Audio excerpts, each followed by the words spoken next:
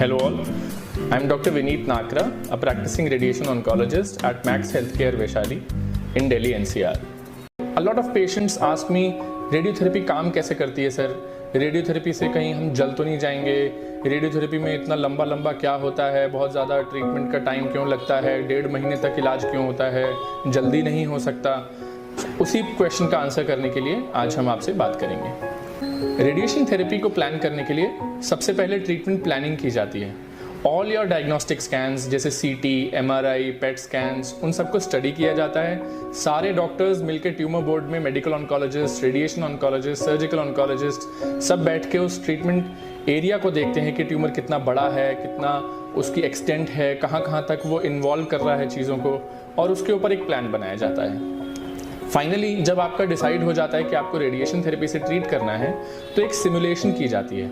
Simulation में आपको उसी पोजीशन में एक लेटाया जाता है, आपका एक मास्क बनाया जाता है जिससे आप एक प्रॉपर पोजीशन में लेट पाएं और कंफर्टेबल हों, और जिससे रेडिएशन जो डेली हम आपकी जितने भी सिटिंग्स हम आपकी प्लान करेंगे, अगर 1 महीने की या 1.5 महीने की, तो उतनी सिटिंग्स तक आप एक्यूरेटली उसी पोजीशन में आप लेट सकें। उसके बाद 2 तरीके से ट्रीटमेंट किया जा सकता है, एक्सटर्नल रेडिएशन देके या इंटरनल रेडिएशन देके। एक्सटर्नल रेडिएशन लीनियर एक्सेलरेटर पर की जाती है जिसमें 6 मेगावोल्ट की यूजुअली कॉमनली एनर्जी यूज की जाती है रेडिएशन देने के लिए।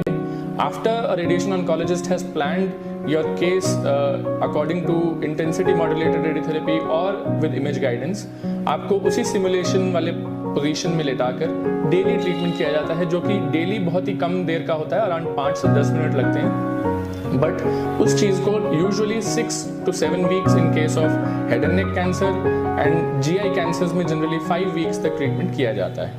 इंटरनल रेडिएशन भी कर सकते हैं जिसमें हम रेडियो एक्टिव आइसोटोप या तो आपके बॉडी के टिश्यू जहाँ पर कैंसर है वहाँ पर डाल के छोड़ दें, या फिर थोड़ी देर के लिए डालें और फिर हटा लें।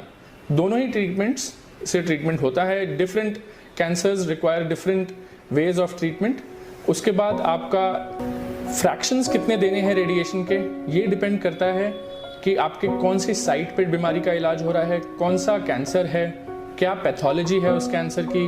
उसके बेसिस में जो टीम है वो डिसाइड करती है कि आपको कितने फ्रैक्शंस रेडिएशन के देने हैं। एक फ्रैक्शन का मतलब है एक सिटिंग ऑफ रेडिएशन, जिस टाइम पे आपको लेटा के मशीन पे ट्रीटमेंट किया जाता है, वो एक सेशन को एक फ्रैक्शन बोला जाता है। मॉनिटरिंग भी बहुत ज़रूरी है रेडिएशन के दौरान, और रेडिएशन के दौरान आपको एडवाइस करता हूँ कि हर हफ्ते अपने डॉक्टर से मिलना चाहिए। अपनी ब्लड रिपोर्ट्स, जो कि खून की जांच जिसमें कंप्लीट ब्लड काउंट्स होते हैं, किडनी का फंक्शन टेस्ट होता है, लिवर फंक्शन टेस्ट होता है, वो रेगुलरली आप अपने डॉक्टर से हर हफ्ते दिखाते रहें, चेक कराते रहें। At the end I would like to say that every cancer needs a different dose of radiation.